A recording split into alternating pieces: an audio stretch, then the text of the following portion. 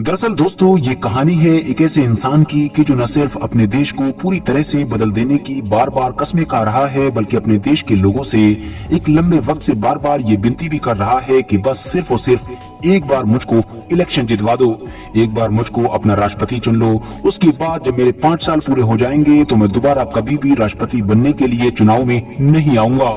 राष्ट्रपति पद की दावेदारी तो दूर, बल्कि मैं तो राजनीति से संन्यास भी ले लूंगा और उसके बाद अपने पोते और पोतियों के साथ खेलना ही पसंद करूंगा। मगर हाँ, इन सिर्फ 5 सालों के अंदर ही मैं वो एक जरूरी काम जरूर कर दूंगा कि जिसका मैं आप लोगों से वादा कर रहा हूँ, और वो काम है अपने देश की सेकुलर छवि को बहाल करना और अपने देश को फिर से वहीं पर ले जाना कि जहाँ वो पिछले 20-30 साल पहले हुआ करता था। दरअसल दोस्तों, मैं यहाँ पर बात कर रहा हूँ तुर्की देश की, और उसके साथ साथ तुर्की की राजनीति के दूसरे सबसे मशहूर नेता यानी कि केमाल किलिचदारोग्लू की। ये दरअसल तुर्की के वही मशहूर नेता हैं कि जिन्होंने तुर्की में पिछले 20 साल से लगातार चले आ रहे रजब तैयब अर्दोगान के शासन को खत्म करने की कसम खाई है, और साथ ही साथ ये 2023 के इलेक्शन में रजब तैयब अर्दोगान को कड़ी टक्कर भी दे रहे हैं। कड़ी टक्कर मैं इसलिए बोल रहा हूं क्योंकि खुद रजब तैयब अर्दोगान को भी अपने पूरे राजनीतिक करियर में पहली बार किसी नेता की वजह से अपनी कुर्सी हिलती हुई दिखाई दे रही है, जिसका सबसे बड़ा सबूत 14 मई के दिन देखने को मिला था कि जब ज्यादा वोट्स हासिल कर लेने के बावजूद भी रजब तैयब अर्दोगान नहीं जीत सके थे, और पिछले 20 साल के इतिहास में पहली बार रजब तैयब अर्दोगान को सेकंड राउंड का इंतजार करना पड़ रहा है। फिलहाल केमाल किलिचदारोग्लू का जन्म 17 दिसंबर सन 1948 में हुआ था। इस हिसाब से इनकी उम्र इस वक्त लगभग 74 साल के करीब है, और ये रजब तैयब अर्दोगान से उम्र में लगभग 5 साल बड़े हैं। बात कर लें अगर रिलीजन की, तो ये लीडर अलवी कम्युनिटी से बिलोंग करते हैं। अलवी कम्युनिटी दरअसल मुसलमानों का एक ऐसा ग्रुप या फिर ये कहिए कि एक ऐसा फिरका है कि जो सुन्नियों के मुकाबले में शिया मुसलमानों की तरफ ज्यादा झुकाव रखता है। तुर्की में सुन्नी मुसलमानों के बाद सबसे ज्यादा आबादी इसी कम्युनिटी की पाई जाती है। राजनीति में आने से पहले दरअसल केमाल किलिचदारोग्लू एक सर्विस सर्वेंट हुआ करते थे, और इकोनॉमी के मामले में इनका हाथ बहुत मजबूत माना जाता था। ये माहिर इकोनॉमिस्ट थे, यही वजह है कि अपने दौर में इनको करप्शन फाइटर भी माना जाता था। इन्होंने अपने दौर में बहुत सारे करप्ट लोगों के खिलाफ एक्शन लिए थे और उनका पर्दाफाश किया था। इतना ही नहीं, जब ये सिविल सर्विस से रिटायर हुए तो इन्होंने पॉलिटिक्स की दुनिया में कदम रखा और वक्त के साथ CHP पार्टी को ज्वाइन कर लिया। याद रहे कि ये वही पार्टी है कि जिसको न सिर्फ तुर्की की सबसे पुरानी पार्टी के तौर पर देखा जाता है, बल्कि इसकी बुनियाद खुद मॉडर्न तुर्की के फाउंडर यानी कि कमाल अतातुर्क ने रखी थी। याद रहे कि सन 2002 ये वो पहला साल था कि जब केमाल किलिचदारोग्लू पॉलिटिक्स में आने के बाद पहली बार तुर्की की पार्लियामेंट में सीट जीतने में कामयाब हो गए थे, और दूसरी तरफ यही वो इलेक्शन था कि जब पहली बार रजब तैयब अर्दोगान की पार्टी भरपूर जीत के साथ पार्लियामेंट में एंटर हुई थी, और रजब तैयब अर्दोगान के पहली बार तुर्की के प्रधानमंत्री बनने का लगभग रास्ता भी साफ हो चुका था। जैसे जैसे वक्त गुजरता गया वैसे वैसे केमाल किलिचदारोग्लू का राजनीति में कद भी बढ़ता चला गया। खुद वो अपनी पार्टी यानी CHP में बड़े बड़े पदों पर विराजमान होते रहे। 2010 में तो उनको तुर्की का मेन ऑपोजिशन लीडर भी चुन लिया गया था। मगर इन तमाम चीजों के बावजूद भी कभी भी ऐसा महसूस नहीं होता था कि ये इंसान आगे चलकर न सिर्फ राष्ट्रपति पद का उम्मीदवार बन जाएगा, बल्कि सबसे ताकतवर उम्मीदवार साबित होगा। दरअसल दोस्तों, अभी कुछ महीने पहले ही टर्की में एक ऐसा हादसा हुआ था कि जिसने सब कुछ बदल कर रख दिया और खुद ब खुद केमाल किलिचदारोग्लू को इस रेस में सबसे आगे लाकर खड़ा कर दिया। हुआ ये था कि अगर आप लोग भी पिछले 3-4 साल पुराने टर्की के सारे अखबारों को उठाकर देखेंगे और न्यूज को खंगालेंगे, तो आपको पता चलेगा कि उस दौर में टर्की की राजनीति में एक ऐसा इंसान उभर कर आया था कि जिसके बारे में हर कोई यही दावा कर रहा था कि ये इंसान जरूर जरूर रजब तैयब अर्दोगान को हरा देगा।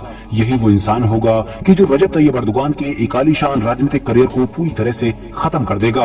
और ये इंसान कोई और नहीं था बल्कि CHP पार्टी का ही एक नेता था कि जिसको अकरम इमामोगलू के नाम से जाना जाता है। और इस इंसान के बारे में ये सारे बड़े बड़े दावे अचानक से इसलिए किए जा रहे थे क्योंकि इस नेता ने सन 2019 के इस्तांबुल के मेयर के इलेक्शन में AK पार्टी को बड़ी बुरी तरह से हराया था। याद रहे कि ये AK रजब तैयब अर्दोगान की पार्टी को ही कहा जाता है, और इसका इस्तांबुल शहर पर पिछले 25 साल से लगातार राज कायम था। मगर अकरम इमामोगलू ने न सिर्फ इस 25 साल लंबे राज को खत्म किया, बल्कि AK पार्टी की काफी बेइज्जती भी की। बेइज्जती इसलिए क्योंकि जब सन 2019 में ये मेयर का इलेक्शन हुआ था तो पहली काउंटिंग में तो इमामोगलू सिर्फ कुछ हजार वोटों से ही जीत रहे थे। मगर तैयब अर्दोगान की एके पार्टी ने ये इल्जाम लगाया कि इलेक्शन में धांधली हुई है और वो सीधा सुप्रीम इलेक्शन कमीशन के पास पहुंची। इलेक्शन कमीशन ने भी एके पार्टी की बात को मानते हुए इस इलेक्शन को अवैध करार दिया। कुछ वक्त के बाद दोबारा इलेक्शन हुए, मगर दोस्तों इन दोबारा होने वाले इलेक्शन का रिजल्ट तो एके पार्टी के लिए बहुत बड़ा डरावना ख्वाब साबित हुआ। वो इसलिए क्योंकि पहले इलेक्शन में जिस इमामोगलू ने सिर्फ कुछ हजार वोटों से जीत हासिल की थी, अब उसने इस इलेक्शन में 8 लाख वोटों से जीत हासिल की थी, जिसने यकीनी तौर पर रजब तैयब अर्दोगान के साथ साथ पूरी एके पार्टी को ही हिलाकर रख दिया था। और ऐसा इसलिए हुआ था क्योंकि दोबारा जब ये इलेक्शन करवाए जा रहे थे तो ऑलरेडी अर्दोगान के खिलाफ पूरे ही देश में काफी माहौल बन चुका था। महंगाई सारे रिकॉर्ड तोड़ रही थी, इन्फ्लेशन रेट भी काफी ऊपर पहुंच चुका था। मगर दोस्तों वो एक कहावत है कि इंसान को कभी भी जोश में होश नहीं खोना चाहिए, और यही हुआ इस्तांबुल के इन नए मेयर यानी कि अकरम इमामोगलू के साथ। इन्होंने जब दोबारा इतनी बड़ी जीत हासिल की तो इन्होंने चुटकी लेते हुए कहा कि आखिर ये दोबारा इलेक्शन कराने का फैसला किन इडियट्स का था। बस इसी बात को ही एके पार्टी की तरफ से पकड़ लिया गया और इमामोगलू के ऊपर ये इल्जाम लगाया गया कि दरअसल इन्होंने सुप्रीम इलेक्शन कमीशन की बेइज्जती की है। अकरम इमामोगलू ने देश की बड़े बड़े संवैधानिक पदों पर बैठे हुए उन लोगों की तौहीन की है कि जो दरअसल जज की तरह होते हैं। फिलहाल अकरम इमामोगलू के ऊपर केस शुरू किया गया और फाइनली दिसंबर 2022 में यानी 2023 की इलेक्शन से कुछ महीने पहले ही उनको दोषी करार दिया गया। बदले में उनको न सिर्फ 2.5 साल के करीब सजा सुनाई गई बल्कि फ्यूचर पॉलिटिक्स पर भी बैन लगा दिया गया। मगर दोस्तों अचानक से तुर्की की राजनीति से इस हद से ज्यादा असरदार और उभरते हुए चेहरे के चले जाने की वजह से अब विपक्षी पार्टियों में हलचल शुरू हो गई। इलेक्शन का वक्त बहुत करीब आ चुका था। टेंशन इस बात की थी कि आखिर अर्दोगान से कैसे लड़ा जाएगा, और अब इसीलिए आखिरकार वहां की 6 बड़ी विपक्षी पार्टियों ने मिलकर एक साथ आकर एक टेबल पर बैठकर फैसला लिया और 6 ने मिलकर अपना सिर्फ एक ही राष्ट्रपति पद का उम्मीदवार चुना, और ये उम्मीदवार कोई और नहीं था बल्कि केमाल किलिचदारोग्लू थे। केमाल को टर्की में गांधी या फिर टर्की के गांधी के नाम से भी जाना जाता है। वजह यह है कि क्योंकि हमारे प्यारे देश भारत के जो गांधी जी हुआ करते थे उनका स्वभाव हद से ज्यादा नरम हुआ करता था। वो कभी भी गुस्सा नहीं हुआ करते थे और कभी भी जज्बात में नहीं आया करते थे, और इसी चीज को लेकर कमाल की भी उनसे तुलना की जाती है, क्योंकि ये माना जाता है कि केमाल किलिचदारोग्लू का स्वभाव भी यानी मिजाज भी गांधी जी की ही तरह है।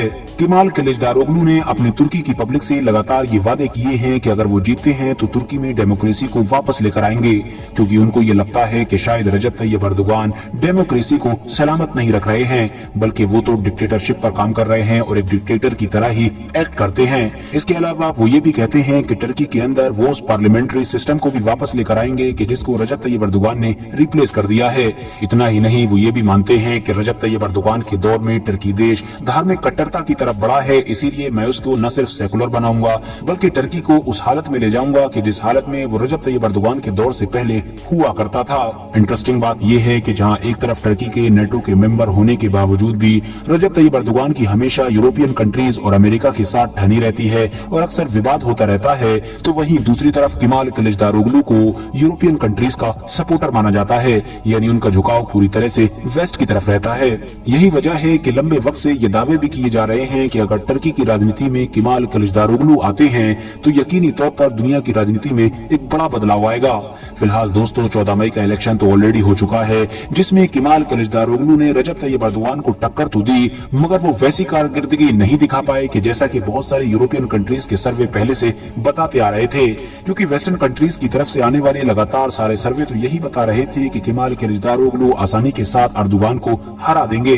फिलहाल दोस्तों अब ये इलेक्शन अगले राउंड में पहुंच चुका है और 28 मई की तारीख ही ये डिसाइड करेगी कि आखिर टर्की की चाबी किसके पास जाएगी। तो दोस्तों ये थी तुर्की के दूसरे सबसे मशहूर नेता की पूरी कहानी। अगर वीडियो आप लोगों को पसंद आई हो तो वीडियो को लाइक करने के साथ साथ अपने दोस्तों के साथ जरूर शेयर करें, और इसी तरह की नॉलेजेबल और हिस्टोरिकल वीडियोस हमेशा देखने के लिए हमारे इस चैनल को सब्सक्राइब करने के साथ साथ बेल आइकन को भी जरूर प्रेस कर लें।